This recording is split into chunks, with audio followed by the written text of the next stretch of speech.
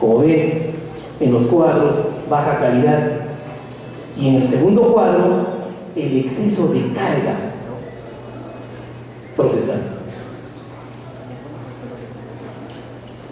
El siguiente cuadro nos va a mostrar, aquí viene un fenómeno, y eso hay que atacarlo, ¿no? Dentro de este diagnóstico. Básicamente lo que está es establecido que hay procesos que se resuelven con mayor tiempo y también van ingresando paralelamente. Por decir, el año 2009 ingresaron 300 causas, deben resolverse en ese mismo año, no diremos las 300, pero ya un porcentaje relativamente equilibrado, es un promedio de un 70%. Pero ¿qué pasa? Se resuelve menos causas, pero más causas ingresan. Entonces, ¿qué provoca? Carga procesal. Y eso lo demuestran los cuadros que ustedes pueden ver ahí. Eficiencia del Poder Judicial. Tomando como base Brasil, Perú, Uruguay, Bolivia, Ecuador, podemos observar que la eficiencia mayor es en Brasil. Perú tiene un porcentaje en cuanto a la eficiencia en los últimos años, pero sigue siendo deslegitimado. Ese es el diagnóstico para establecer el nivel de aceptación de esta institución tan importante en la actualidad. En este entender, vamos a ver cómo se relaciona esto con la justicia comunitaria. En el caso del Perú, ustedes han sido testigos de que se destaca la presencia de dos sistemas jurídicos paralelos. Y eso viene desde el proceso de conquista en el Perú. Digo, dos sistemas. El sistema formal o tradicional y el sistema de justicia comunitaria. A través del sistema de justicia formal, esto ha devenido desde la llegada de los españoles, la imposición de las colonias, porque España ha introducido su propio sistema de administración, sus propias leyes, y se ha originado, pues, lógicamente, el pluralismo legal, porque también destacábamos la influencia del derecho incario sobre la base del derecho consuetudinario, un derecho no escrito, y eso siempre ha existido. En el Perú siempre ha existido la presencia de dos sistemas paralelos de justicia. Pero la existencia de estos dos sistemas paralelos no lo hemos entendido, porque justamente la justicia formal, nuestros hermanos comuneros, saben ustedes cómo lo conocen a la justicia, y los han mencionado, la justicia de ustedes, les han dicho de antes, lo conocen como la justicia estatal, una justicia distinta a la que no creen. Entonces han convivido estos dos modelos siempre. Estamos viendo que donde se ha centrado básicamente el derecho consuetudinario respecto a la justicia comunitaria, en la comunidad de campesinas. Las comunidades campesinas han existido siempre. Desde la existencia de los años, las comunidades campesinas han existido. Las rondas campesinas es una expresión posterior, porque las comunidades campesinas han tenido su existencia, como lo dice el Código Civil, entidades de carácter tradicional, con respeto a su propia cultura. Pero, ¿qué ha pasado en el Perú? en el Perú se han venido dando leyes. Y acuérdense el caso de Baguazo. ¿Por qué creen que sucedió el caso de Baguazo? Era justamente por un reclamo de las comunidades nativas al pretender la desaparición de su propio elemento cultural. Y si recordemos este famoso decreto legislativo que derogaba la ley 26.505, ley de tierras, y que posteriormente el gobierno dio marcha atrás y tuvo que mantener en su vigencia, ¿qué conseguía? Primero, que la tierra comunal debía desaparecer, o que podían disponer. ¿Y qué efecto producía la desaparición de las tierras? Lógicamente, la desaparición de las comunidades campesinas. Y si desaparecían las comunidades campesinas, desaparecía nuestra propia cultura, nuestra propia identidad cultural del Perú. En este contexto, actualmente, con satisfacción, yo considero que nuestros hermanos presentes, a quienes yo en este acto pido un aplauso porque ellos representan la cultura de nuestro pueblo.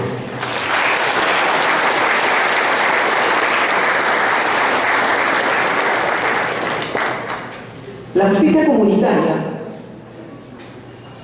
es un sistema tradicional indígena que busca una estructura de organización sobre la base del año y sobre el espíritu comunitario.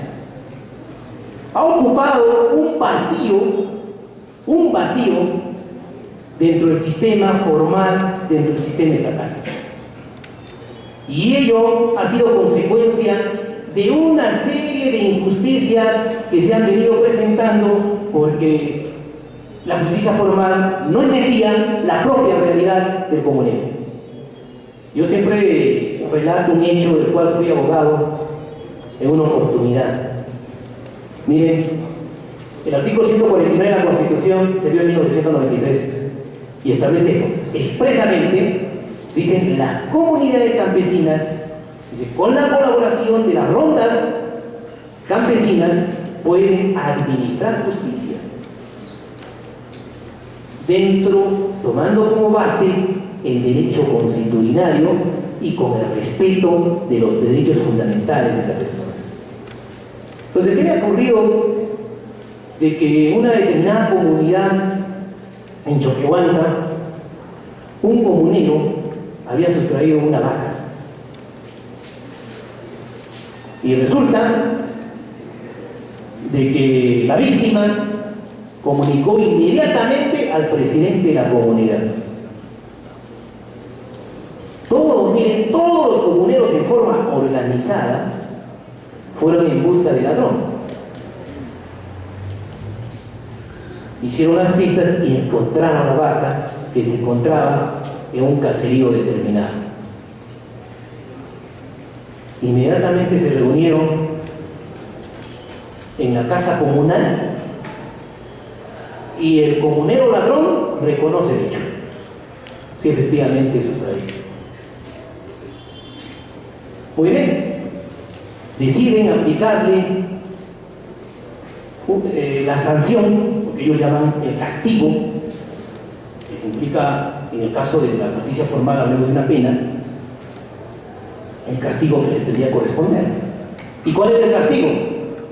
Primero, tenían que darle 20 chicotazos y hacerles caminar en un burro dentro de la comunidad, en el cual se comprometían a no robar más. ¿Qué pasó? El comunero dice, denme los chicotazos, pero que me hagan pasar en un burro. No, esto no funciona. No aceptó. Y como ellos tienen sus lineamientos, cuando no funciona la justicia comunitaria, también es una sanción derivar a la justicia formal. Lo derivaron a la justicia formal, pusieron en conocimiento de la policía. Bueno, como se tratase de faltas, el ladrón se dio a la libertad. ¿Y qué pasó? El ladrón les denunció penalmente por delito de secuestro a todos los comuneros, fundamentalmente a los directivos, y ese proceso penal tuvo que llegar inclusive hasta segunda instancia, juicio oral.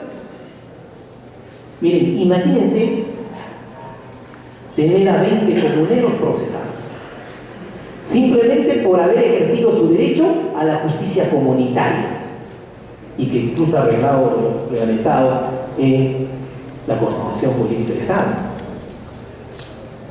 Y ellos decían, pues, pero aquí, habían inclusive efectuado un acuerdo mediante acta, y esa era la prueba incorporada en el proceso penal. Les metieron un juicio oral, pero en ese tiempo lo que ocurrió fue que fueron absueltos al amparo del artículo 149 de la Constitución, porque justamente había una sala que sí conocía los lineamientos, los alcances de una justicia comunitaria. Sí sabían cuáles eran los derechos, porque aquí no había secuestro, porque había ausencia. Si vemos en la justicia formal, la ausencia de tipo, su objetivo, la intención de poner en riesgo la libertad. Simplemente ellos estaban procediendo bajo la creencia de la aplicación de una justicia comunitaria. Entonces, como ustedes ven, el problema de la convivencia de una justicia formal y una justicia comunitaria es una relación directa. Este modelo, que ya muy ampliamente lo han expuesto los hermanos integrantes de las rondas, han establecido que tienen una serie de características, elementos comunes, su base es el derecho constitucionario, el instrumento de acceso es la protección a los derechos, que es distinto al ajusticiamiento popular. Ojo, que es otra cosa, es otra realidad. Aquí no entra la justicia comunitaria dentro de lo que es el ajusticiamiento popular, inclusive tiene un reconocimiento del orden constitucional. ¿Quiénes son los actores de esta justicia comunitaria? Las rondas campesinas, las comunidades campesinas, y a ello podemos agregar la justicia de paz. Pero algunos autores han venido sosteniendo, equiparando que la justicia comunitaria es similar a aquel ajusticiamiento que hacen grupos sociales en las ciudades o en el sector urbano. Estamos confundiendo. ¿Por qué? Porque estos grupos sociales de carácter vecinal que se unen para combatir la delincuencia no hacen una justicia comunitaria. Porque no podemos hablar de un derecho constitucionario, no podemos hablar de un elemento tradicional de un territorio donde viven comúnmente, si no estamos hablando de un grupo urbano. Entonces los actores están fundamentalmente las comunidades campesinas. A nivel de la doctrina se critica a las rondas urbanas y se dice que las rondas urbanas no son parte de la justicia comunitaria. ¿Por qué? Porque el artículo 149 de la Constitución dice: administrarán justicia a las comunidades campesinas con el apoyo de las rondas urbanas. Entonces, las rondas urbanas quedan en un segundo plano. Pero esto, en buena cuenta, con la ley de rondas, ley de rondas campesinas, ha sido aclarado. Y vamos a ver más adelante.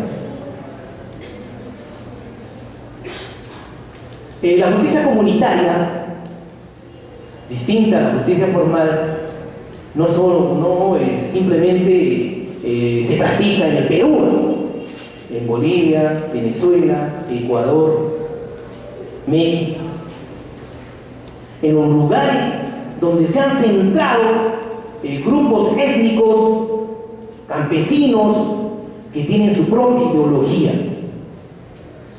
y por eso tiene un marco legal, lógicamente. Y me sorprendió a mí la exposición de uno de los protagonistas cuando dice: tenemos el fundamento legal en el artículo 169 de la OIT. En efecto, esa es su fuente supranacional. Miren, ellos ya saben que hay un reconocimiento expreso a nivel de legislación supranacional para que ellos puedan administrar justicia, en el cual se destacan los elementos básicos del aspecto pluricultural del Estado, el respeto a la identidad, el pluralismo jurídico y sobre todo el aspecto intercultural.